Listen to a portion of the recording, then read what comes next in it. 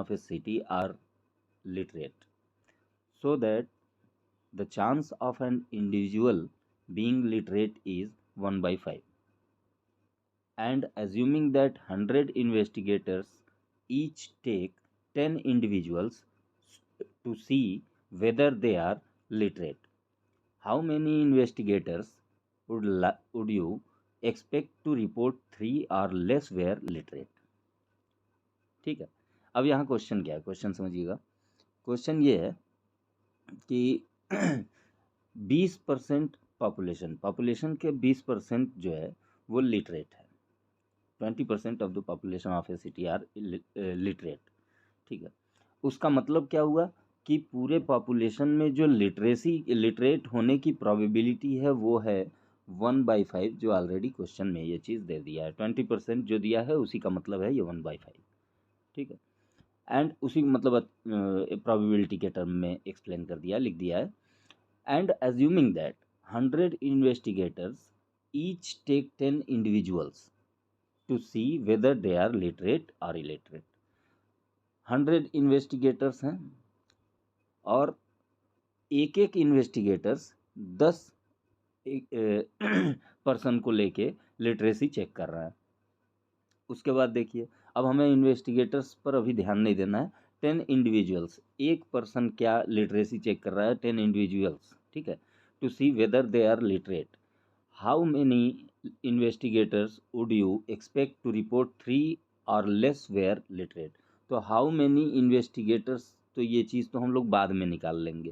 पहले तो हम लोग ये पता करना है कि अगर जो एक इन्वेस्टिगेटर अगर जो लिटरेसी की प्रोबेबिलिटी चेक कर रहा है तो एक इन्वेस्टिगेटर्स के लिए क्या एक्सपेक्टेशन होगा, मतलब 3 या लेस लिटरेट होने की प्रोबेबिलिटी क्या होगी। तो चलिए, क्या क्या दिया हुआ है, दिया हुआ है प्रोबेबिलिटी 1/5 है लिटरेट होने की, और टोटल एक इन्वेस्टिगेटर जो है वो 10 पर्सन्स पे ये चीज़ें चेक कर रहा है। ठीक है, तो n की वैल्यू हमारी 10 हो गई, और प्रोबेबिलिटी हमें चेक करना है 3 और लेस के लिए। ठीक है, 3 और लेस के लिए मतलब 0 के लिए, 1 के लिए, 2 के लिए। माइनस में तो होती नहीं है पर्सन। ठीक है, माइनस में पर्सन्स होंगे नहीं जिनकी लिटरेसी चेक कर रहा है। ठीक है, तो प्रोबेबिलिटी ऑफ 0 और 1 और 2 और 3, ये इतनी प्रोबेबिलिटी मतलब इतनी पॉसिबिलिटीज़ होंगी। अब चलिए 0% के लिटरेट होने की प्रोबेबिलिटी, 1% के लिटरेट होने की प्रोबेबिलिटी, 2% के लिटरेट होने की प्रोबेबिलिटी, 3% के लिटरेट होने की प्रोबेबिलिटी, यही सारे ऑप्शंस होंगे। अब उसमें 0% मतलब नो लिटरेसी, मतलब किसी भी कोई भी लिटरेट ना हो, इसकी प्रोबेबिलिटी। तो हम लोग बाइनोमियल डिस्ट्रीब्यूशन में हम लोग ये फार्मूला पढ़े हुए थे कि अगर जो x is equal to r के लिए हम लोग बाइनोमियल डिस्ट्रीब्यूशन हम लोग फाइंड करते थे, और टोटल वैल्यू अगर जो n होती थी तो हम लोग इसका फार्मूला ये जानते थे, n c r p to the power n minus r q to the power q to the power r। ठीक है, ये हम लोग फार्मूला जानते हैं। ठीक है, प्रोबेबिलिटी, इसकी प्रोबेबिलिटी फाइंड करने के लिए ये फार्मूला हम लोग जानते हैं। चलिए आइए इसी का यूज़ करते हैं। तो n की वैल्यू हमारी 10 है, p की वैल्यू 1/5 है, तो जाहिर सी बात है यहाँ से q की वैल्यू क्या मिल जाएगी, q की वैल्यू हो जाएगी 1 - 1/5, और इसकी वैल्यू हो गई 4/5। ठीक, अब आगे हम लोग कैलकुलेशन स्टार्ट करते हैं। तो 0 के लिए 10c0 और p to the power 1 minute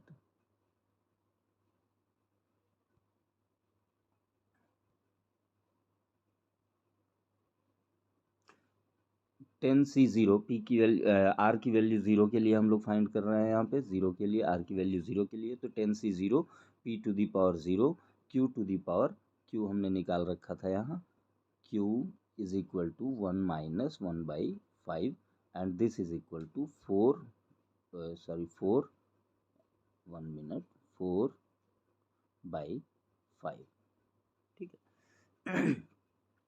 तो 10c0 p to the power 0 q to the power n-0, तो n की वैल्यू 10 है। अच्छा, फिर उसी तरह से 1 के लिए जब हम कैलकुलेट कर रहे हैं तो 10c1 1/5 p की वैल्यू है p टू दी पावर 1, और 4/5 q to the power n-1, मतलब 10-1 दैट इज़ 9। फिर उसके बाद तीसरा हम लोग 2 के लिए चेक करेंगे तो 10c2 1/5 p की वैल्यू है, q की वैल्यू 4/5 है, तो 10c2 1/5 टू दी पावर 2 और 4/5 टू दी पावर 8। और फिर उसके बाद प्रोबेबिलिटी 3 के लिए प्रोबेबिलिटी जब चेक करेंगे तो 10c3 1/5 to the power 3 4/5 to the power 7, ठीक है। अब यहाँ से आगे तो कुछ नहीं करना है, सारा सिंप्लीफिकेशन है, ठीक है। जब हम लोग जानते हैं 10 n/r की वैल्यू क्या होती है, factorial n upon factorial r और फैक्टोरियल n-r। ये फार्मूला हम लोग जानते हैं, इसी का ये कॉम्बिनेशन का फार्मूला है, तो इसको हमने रख दिया जब यहाँ पे, तो 10c0 की वैल्यू, अच्छा यहाँ पर 10c0 को सिंप्लीफाई करके डायरेक्ट लिख दिया, कोई बात नहीं। 10c0 की वैल्यू हो गई 1 और 10c1 की वैल्यू हो गई आपकी जो है 10, और फिर उसके बाद 10c2 की वैल्यू हो जाएगी 10 × 9 अपॉन 10 × 9, ठीक है, 10 × 9 अपॉन 2। फिर उसी तरह से सिंप्लीफाई कर लीजिए, तो ये वैल्यूज सीधे आपने रख दिया यहाँ पे, और उसके बाद उसी को सिंप्लीफाई करने के बाद ये वैल्यू आपको ये मिल गई, और बाकी कैलकुलेशन आप चेक कर सकते हैं, ठीक है। अच्छा, ये तो हो गई 10% पर कैलकुलेशन, बट हम लोगों को 100 इन्वेस्टिगेटर्स के बारे में भी सोचना है। तो एक इंडिविजुअल, एक व्यक्ति अगर जो 10 लोगों को वैल्यूएट करता है, और 10 लोगों पर ये हम लोगों का प्रोबेबिलिटी दिया हुआ है, और ये नंबर ऑफ 10 पर, और हम लोगों ने कैलकुलेशन करके 3 और लेस देन पर्सन लिटरेट की प्रोबेबिलिटी हम लोगों ने कैलकुलेट की, और वो वैल्यू आई ये। तो उसी तरह से एक पर्सन के लिए, एक पर्सन के ऑब्जर्वेशन में ये प्रोबेबिलिटी आ रही है लिटरेसी की, तो 100% के अकॉर्डिंग लिटरेसी की लिटरेट पर्सन कितने हो जाएंगे, ठीक है। तो 100 से इसको सीधे सीधे मल्टीप्लाई कर दीजिए तो ये हो जाएगा। अब इसका मतलब क्या हो गया, 87.9126। अब ऐसा है, कोई भी पर्सन जो है वो 87.9% तो होंगे नहीं, ऑब्वियस सी बात है, इससे अधिक ही होंगे। तो इसको अगर जो देखा जाए तो it is approximately equal to 88%, यही हो गया आंसर, ठीक है। नेक्स्ट क्वेश्चन पे आते हैं। नेक्स्ट क्वेश्चन आपका है, write 2-3 areas where binomial distribution is applied. The probability of entering student in chartered accountant will be graduate 0.5. Determine the probability that out of 10 students none one at least one will graduate, ठीक है। इस question को अगर जो देखा जाए तो the probability of entering students in chartered account will be graduate is 0.5। Chartered account में जाने वाले, एंट्री लेने वाले ग्रेजुएट्स की जो प्रोबेबिलिटी है वो है 0.5 दी हुई है। तो 0.5 अगर जो ग्रेजुएट हैं तो नॉन ग्रेजुएट कितने हुए, वो भी 0.5 हुए। Determine the probability that out of 10 students, 10 students को लेके अगर जो ऑब्जर्व किया जाए तो उसमें आपको ये तय करना है कि प्रोबेबिलिटीज़ के अकॉर्डिंग नन की प्रोबेबिलिटी कितनी होगी, मतलब जो चार्टर्ड अकाउंट में एडमिशन लिए हैं वो उसमें से कितने लोग ऐसे हैं जो, मतलब उसमें से कोई ग्रेजुएट ना हो, इसकी प्रोबेबिलिटी क्या होगी, या एक ग्रेजुएट हो इसकी प्रोबेबिलिटी क्या होगी। और तीसरा कंडीशन दिया है एटलीस्ट वन, कम से कम एक हो, ठीक है, कम से कम एक हो, अधिक से अधिक तो 1 2 3 4 5 6, मतलब नन ना हो, ठीक है, एटलीस्ट वन ग्रेजुएट हो। तो चलिए आइए करते हैं हम लोग इसका सोल्यूशन। क्वेश्चंस को समझना बहुत ज़रूरी है, क्वेश्चंस अगर जो आप समझ जाएंगे तो फिर सॉल्यूशन करने में, सॉल्यूशन के लिए प्रोसीड करने में आपको प्रॉब्लम नहीं होगी। तो क्या दिया हुआ है? दिया हुआ है the probability of entering students in chartered account will graduate is 0.5। तो उसी तरह से P की वैल्यू अगर जो 0.5 है तो Q की वैल्यू तो 1 माइनस P ही होती है, और वहाँ से आपको मिल गया this implies that Q is 1 minus 0.5 and this is equal to 0.5। ठीक है, चलिए पहला वाला कंडीशन नन विल ग्रेजुएट, तो the probability of none will graduate of 10 students, n की वैल्यू लिख लो भाई, n की वैल्यू है आपकी 10। तो 10 लोगों में से कोई ग्रेजुएट ना हो, इसकी प्रोबेबिलिटी उठा लीजिए बाइनोमियल। अब देखिए ये छोटे छोटे आंकड़े हैं, यहाँ पर आप बाइनोमियल डिस्ट्रीब्यूशन का यूज़ कर सकते हैं। ठीक है, तो 10C 0, P to the power 0, Q to the power 10, इसको आपने सॉरी ठीक है, इसको आपने सिंप्लीफाई कर लिया। ठीक है, सिंप्लीफाई करने के बाद आपका वैल्यू ये आ गया। फिर उसके बाद 1, दूसरे वाले पे आ जाइए 1, तो एक ग्रेजुएट होने की प्रोबेबिलिटी तो वही सीधे सीधे आर की वैल्यू 1 रख दीजिए, 10C1 0.5 to the power 1, 0.5 to the power 9। ठीक है, इसको सिंप्लीफाई कर लिया, आपका वैल्यू ये आ गया। फार्मूला तो हमारा ध्यान में होगा ही आपको, NCR P to the power R Q to the power N minus R। Formula ध्यान में रखिएगा। ठीक है,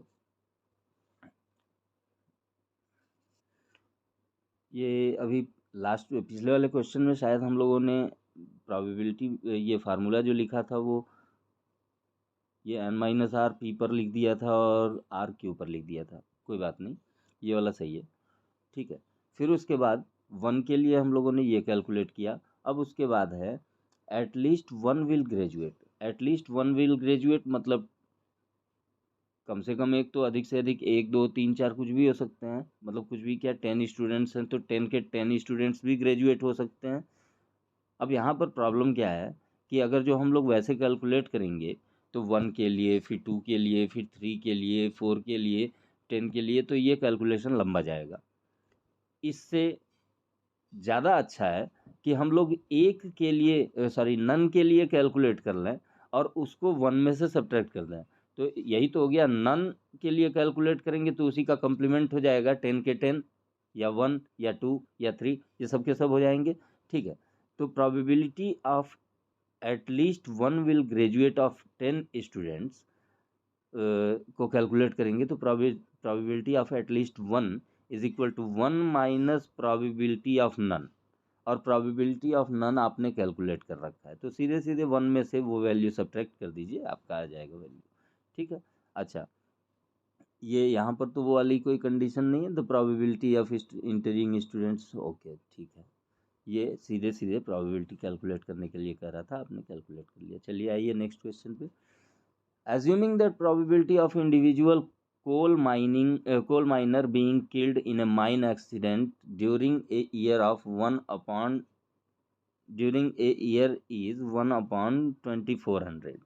अब देखिए ये वैल्यू जो है थोड़ी सी बड़ी दिख रही है, तो यहाँ पर हम लोग बड़े आराम से यूज़ कर सकते हैं पॉइजन डिस्ट्रीब्यूशन, क्योंकि पॉइजन डिस्ट्रीब्यूशन के बारे में लिखवाया भी था, आप लोगों को बताया था, मतलब कि जब भी वैल्यूज, जब n की वैल्यू बड़ी होगी या प्रोबेबिलिटी की वैल्यू कुछ ज़्यादा ही छोटी होगी, तो हम ऐसे केस में पॉइजन डिस्ट्रीब्यूशन यूज़ करते हैं। तो यहाँ प्रोबेबिलिटी आप देख सकते हैं, it is given that assuming that probability of an individual coal miner being killed in a mine accident during a year is 1/2400। तो यही एक्चुअली प्रोबेबिलिटी है, यही प्रोबेबिलिटी है 1/2400। तो जनरली 1/2 1/3 इस टाइप की प्रोबेबिलिटी होती थी, छोटी होती थी, कैलकुलेट करने में हम बड़े आराम से बाइनोमियल यूज़ कर लिया करते थे। अब यहाँ पर बाइनोमियल लगाने में जो है कैलकुलेशन में हम लोगों के लिए थोड़ा सा लेंदी हो जाएगा कैलकुलेशन। ठीक है, तो ज़्यादा अच्छा है कि हम लोग इसको पॉइजन डिस्ट्रीब्यूशन से कर लें जब प्रोबेबिलिटी छोटी है। डिनोमिनेटर की वैल्यू जितनी ही बड़ी होगी न्यूमरेटर की वैल्यू अगर जो डिनोमिनेटर से छोटी है और डिनोमिनेटर की वैल्यू जितनी ही ज़्यादा बड़ी होगी उतनी ही छोटी वैल्यू इस पूरे की मिलेगी।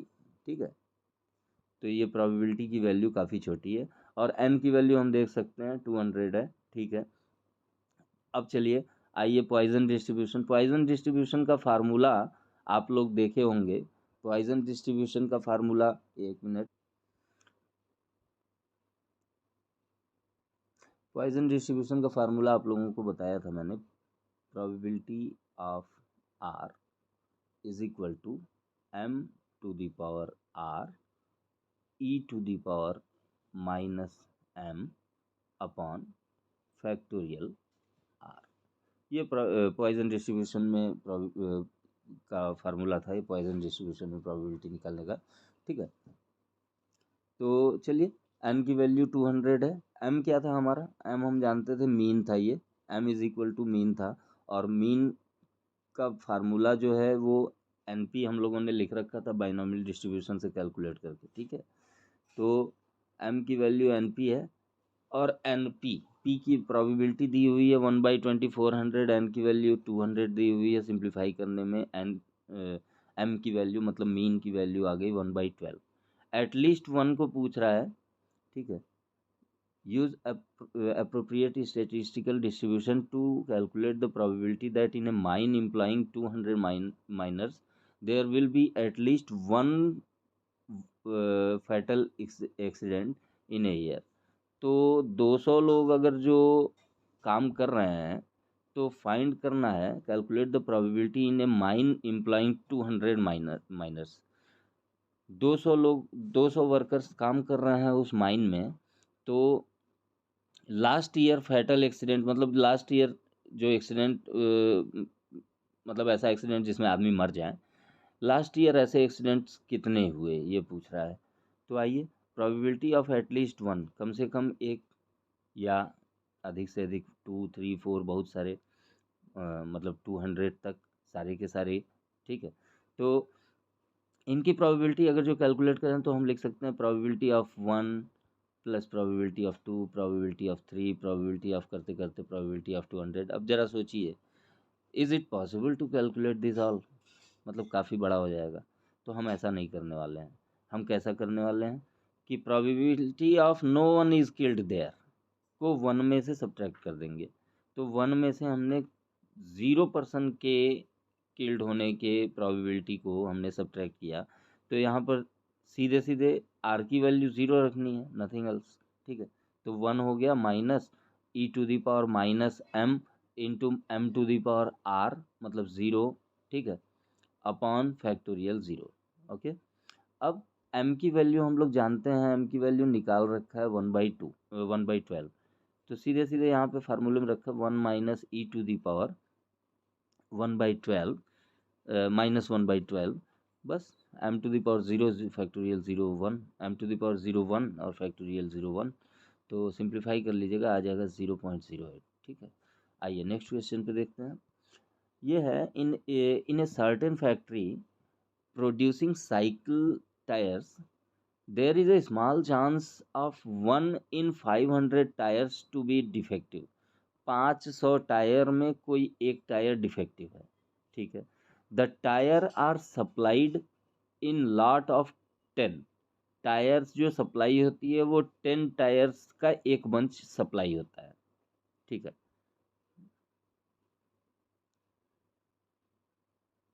Using Poisson distribution calculate the approximate number of lots.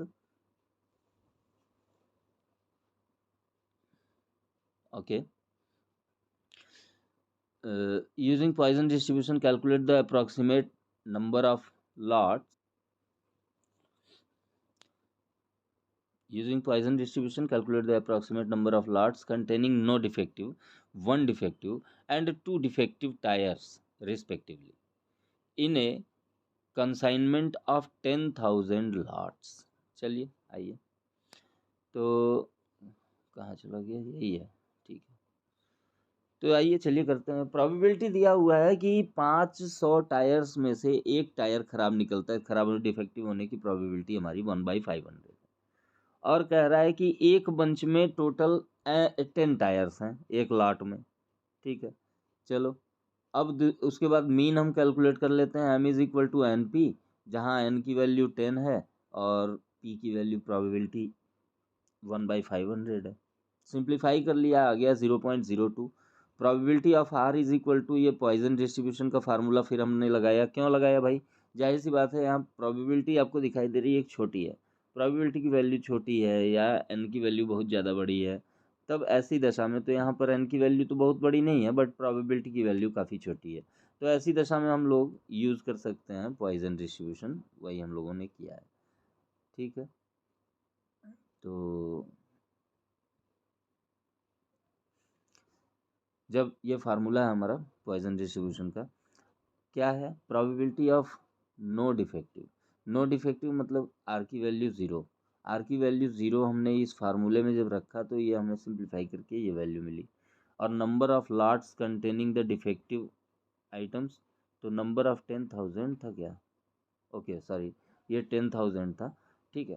तो 10,000 के कंसाइनमेंट में कितने टायर्स हमारे जो है वो डिफेक्टिव हैं, तो ज़ीरो होने की प्रोबेबिलिटी होगी तो इतने डिफेक्टिव होंगे। चलो अगर जो one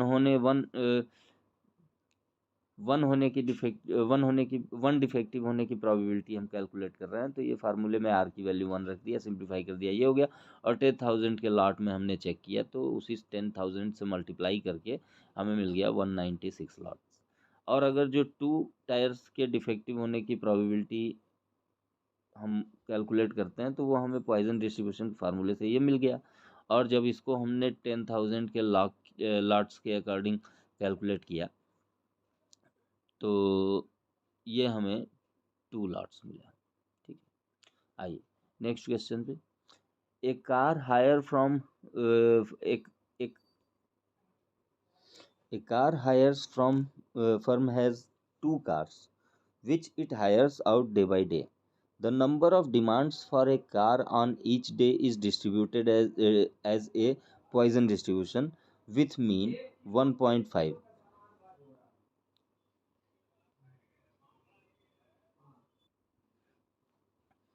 Calculate the number of days in a year on which neither car is on demand, a car is refused. A car demand is refused.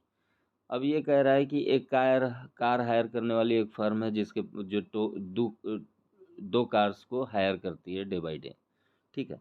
The number of demands for a car on each day is distributed as Poisson distribution, मतलब उनका Poisson distribution actually हमारा जो है use होना है। तो M की value mean दिया हुआ है 1.5, 1 मिनट, मीन दिया हुआ है 1.5। और if car is not used then demand r is equal to 0। अगर जो कार यूज ही नहीं हुई दोनों में से कोई भी, तो आर की वैल्यू 0।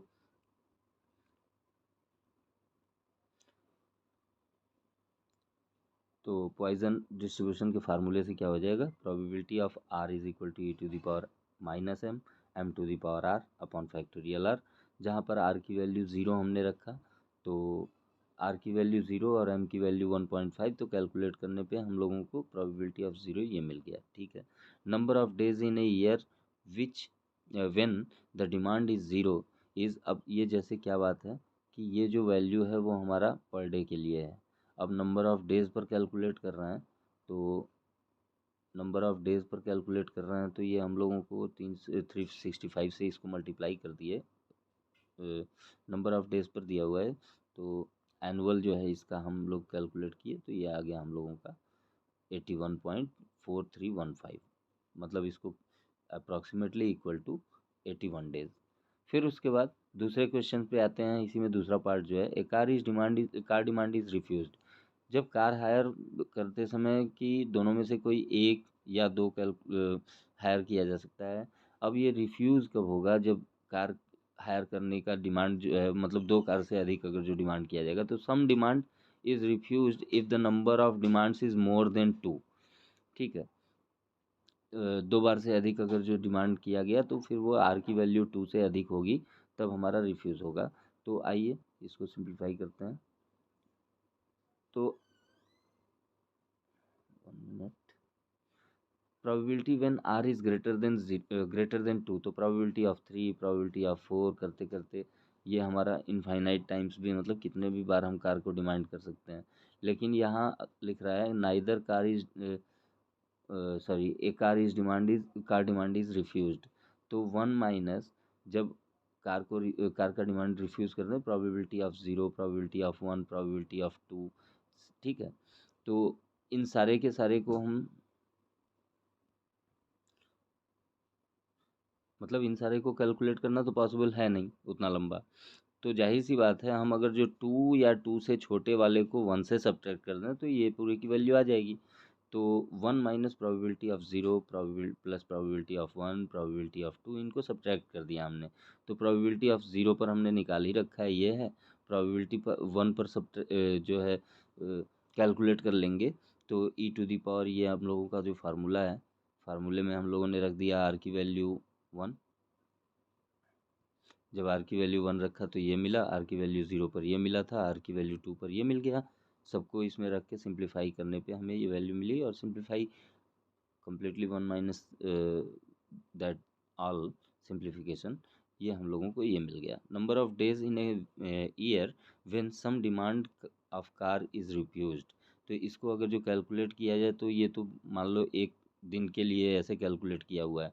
365 मतलब एनुअल अगर जो देखा जाए तो ये 70 डेज ऐसा आएगा जिसमें कार के डिमांड को रिफ्यूज़ किया जाएगा, ठीक है। चलो नेक्स्ट क्वेश्चन पे आ जाओ। नेक्स्ट क्वेश्चन है हमारा कि if probability that an individual suffers a bad reaction from a certain injection is 0.001। मतलब कोई आदमी है,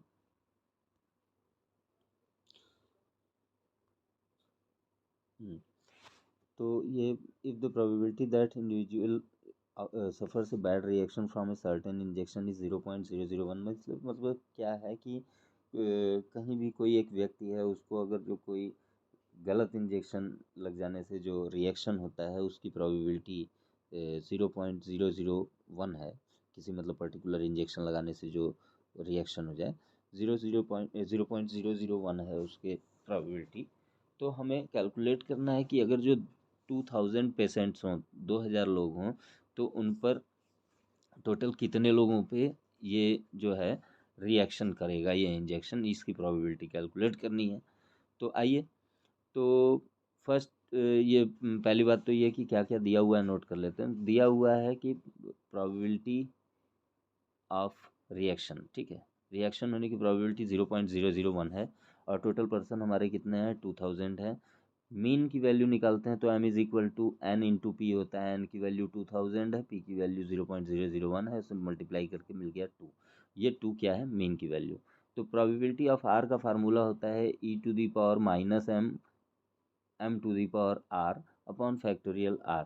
जहाँ जहाँ m है वहाँ वहाँ 2 रख दिया, सिंप्लीफाई करने पे ये मिल गया।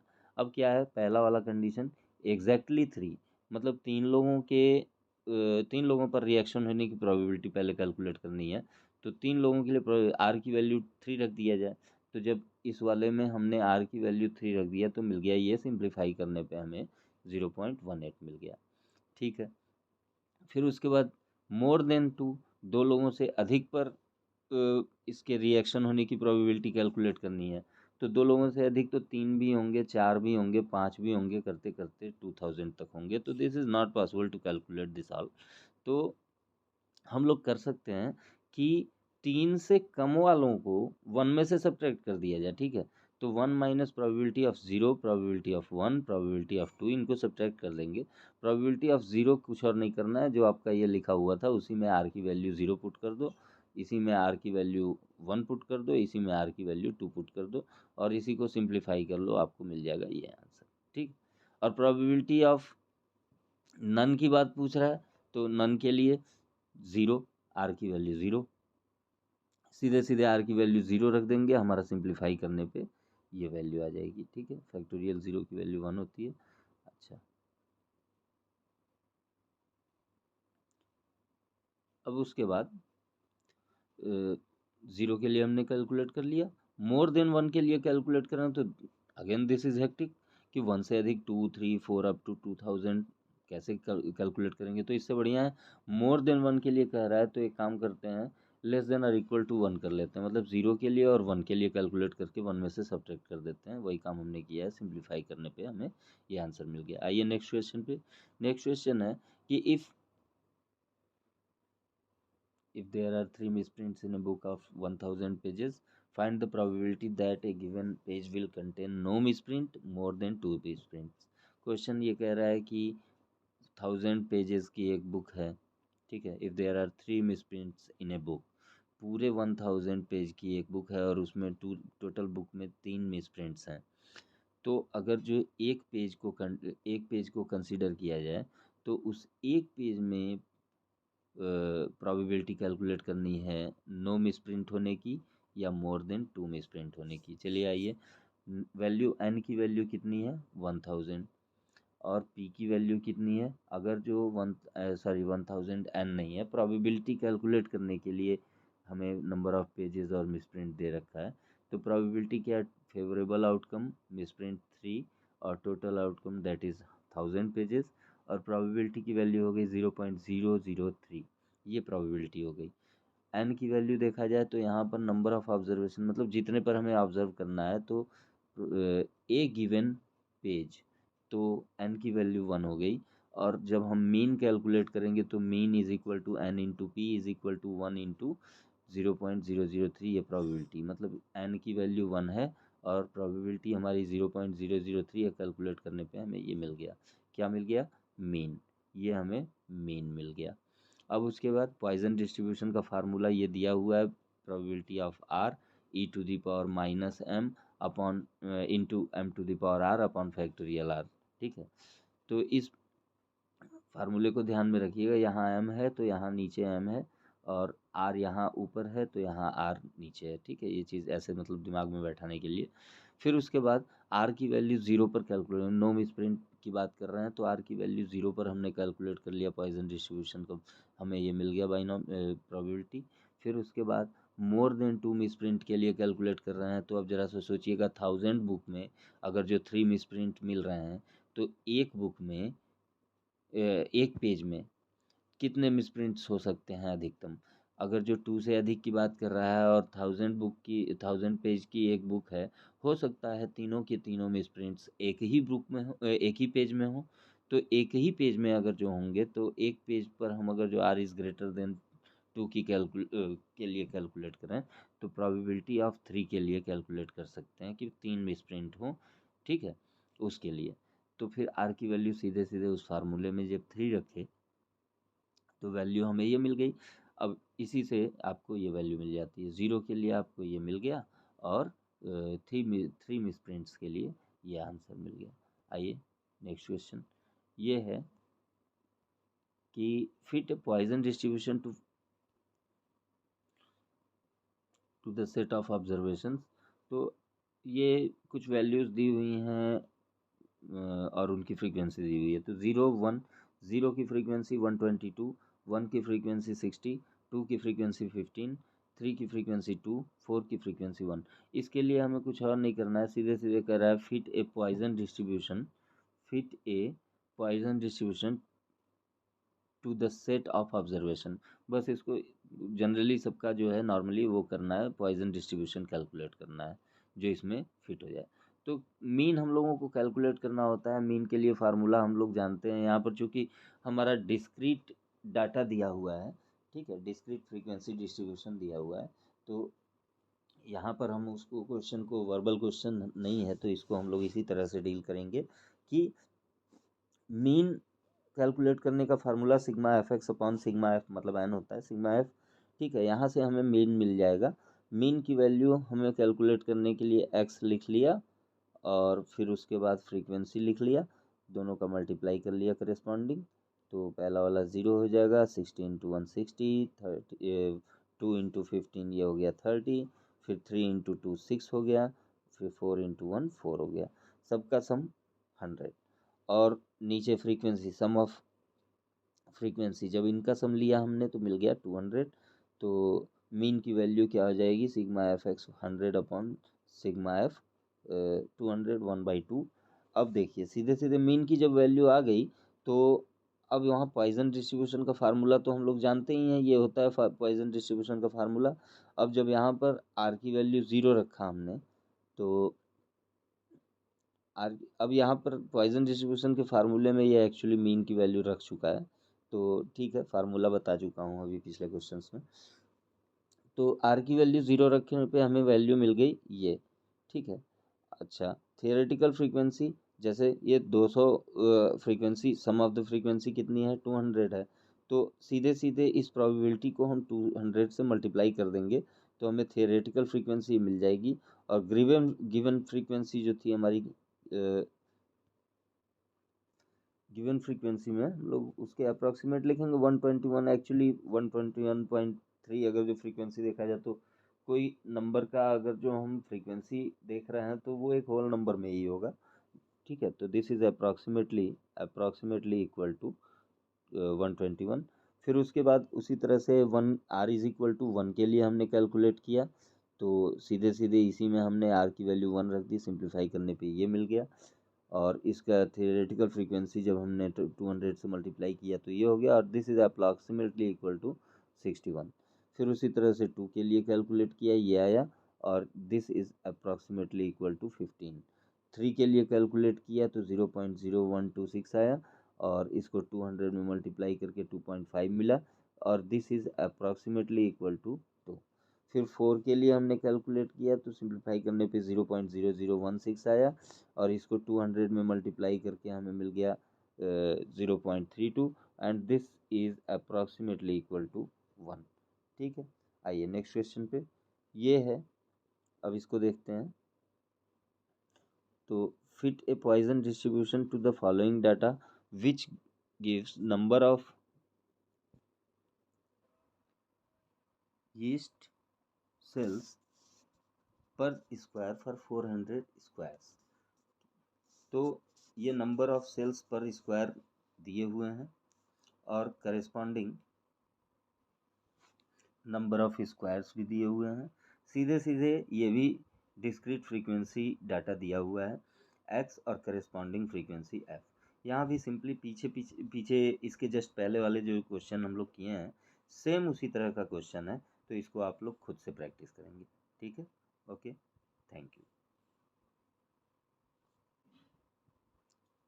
स्क्रीनशॉट ले सकते हैं इस क्वेश्चन का।